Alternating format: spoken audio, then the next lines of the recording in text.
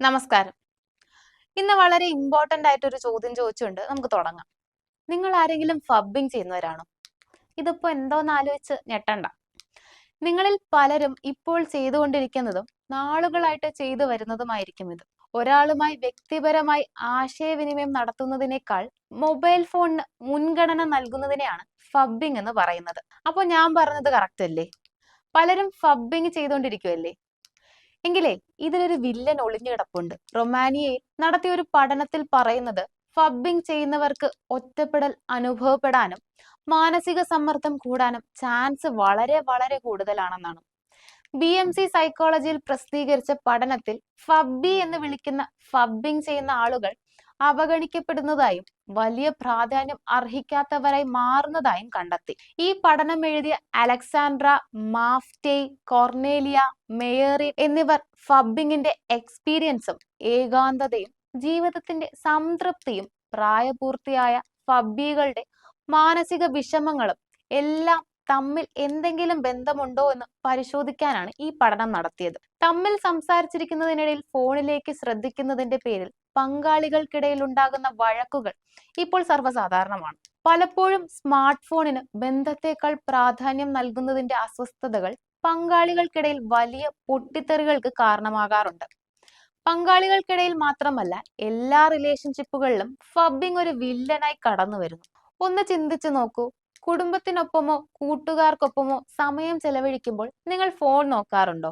ആരെങ്കിലും നിങ്ങളോട് സംസാരിക്കുന്നതിനിടയിൽ നിങ്ങൾ മെസ്സേജ് അയച്ചിട്ടുണ്ടോ?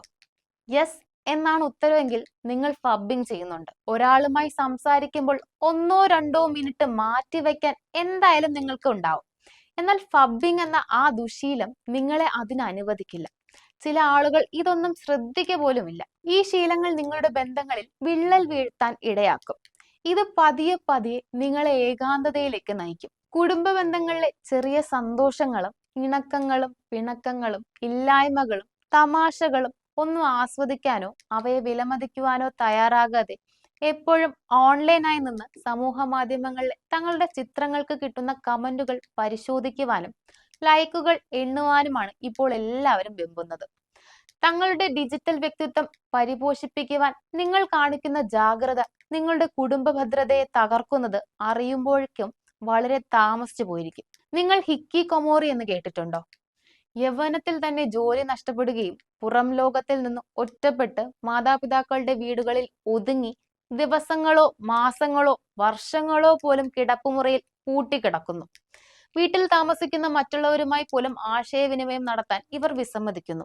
കൗമാരക്കാരായോ യുവാക്കളായോ പ്രധാനമായും ബാധിക്കുന്ന ഈ അവസ്ഥയെ വിവരിക്കുന്ന ഒരു ജാപ്പനീസ് പദമാണ് ഹിക്കികൊമോറി. ഈ രോഗികൾ ഇന്റർനെറ്റ് ധാരാളമായി ഉപയോഗിക്കുന്നു. മാത്രമല്ല, അവരുടെ ഏറ്റവും അനിവാര്യമായ ശാരീരിക ആവശ്യങ്ങൾ മാത്രമാണ് അവർ നിറവേറ്റുന്നത്. പ്രായമായ മാതാപിതാക്കന്മാർ വേണം വീട്ടിലെ എല്ലാ കാര്യങ്ങളും നടത്താൻ. വൃദ്ധരായ മാതാപിതാക്കന്മാർ മരിക്കുന്നത് വരെ ഇവർ അവരുടെ ചെലവിൽ ആ വീട്ടിൽ കഴിഞ്ഞുകൂടുന്നു. 1/2 ലക്ഷത്തോളം ജാപ്പനീസ് യുവാക്കൾ ഇപ്രകാരം സ്വയം ഏകാന്ത തടവ് അനുഭവിക്കുന്നവരാണ്. ഈ അവസ്ഥ ജപ്പാനിലാണ് ആദ്യം കണ്ടെത്തിയതെങ്കിലും ലോകമെമ്പാടും ഇത്തരം കേസുകൾ വിവരിച്ചിട്ടുണ്ട്. പ്രോഡ്രോമൽ സൈക്കോസിസ്, സ്കീസോഫ്രീനിയ തുടങ്ങിയവയുടെ നെഗറ്റീവ് ലക്ഷണങ്ങൾ, ഇന്റർനെറ്റ് അഡിക്ഷൻ ഡിസോർഡർ തുടങ്ങിയവയൊക്കെ ഇവരിൽ പ്രകടമാണ്. എന്നിരുന്നാലും ചില കേസുകളിലെങ്കിലും ഇവരിൽ മാനസിക വിഭ്രാന്തി ഉണ്ടാകാറില്ല. ഇത്തരക്കാർ ചികിത്സയുമായി ഒരു തരത്തിലും സഹകരിക്കാറുമില്ല. എന്നിരുന്നാലും ഇവർക്ക് വേണ്ടി തിരഞ്ഞെടുക്കേണ്ട ചികിത്സയാണ് സൈക്കോതെറാപ്പി. സൈക്കാട്രിക് നൊസോളജിയിൽ ഹിക്കികൊമോറിയുടെ കൃത്യമായ സ്ഥാനം ഇതുവരെ നിർണയിക്കപ്പെട്ടിട്ടില്ല. എത്ര വലിയ റിസ്ക് ആണ് ശ്രദ്ധയില്ലാതെ നമ്മൾ എടുക്കുന്നതെന്ന് ഇപ്പോൾ മനസ്സിലാവുന്നില്ലേ? ഇപ്പോഴും നിങ്ങൾ ഫബ്ബിംഗ് ചെയ്തുകൊണ്ടിരിക്കുകയാണെങ്കിൽ ആ ഫോൺ താഴെ വെച്ച് അടുത്തിരിക്കുന്നയാളുടെ മുഖം നോക്കി സംസാരിക്കൂ. ഇനി ആളുകൾ കൂടെയുള്ളപ്പോൾ അത്യാവശ്യം അല്ലെങ്കിൽ ഫോണുകൾ നമുക്ക് താഴെ വെക്കാം. അപ്പോൾ ഫബ്ബിങ്ങിനോട് നമുക്ക് പറയാം ടാറ്റ ബൈ ബൈ എന്ന്. വാർത്തയുടെ നിറം തേടി തനി നിറം.